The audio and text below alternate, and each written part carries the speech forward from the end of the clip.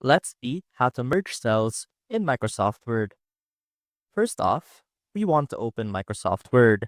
And as you can see right here, we have our document ready. And right now, we have our complete table. Now let's say that we want to clean up this table and give it a title as well as make it more professional. So the first step to doing that is by merging some cells. Now, let's merge all of these cells up here.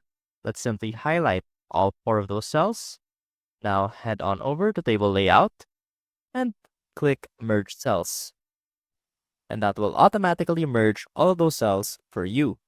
And with that, whenever you type text, it will appear as one cell. So let's give it a title. Let's say total spending cost. Now, another way to do this faster is simply highlight those cells. Now, right click your mouse and click on Merge Cells. And that will do the same thing.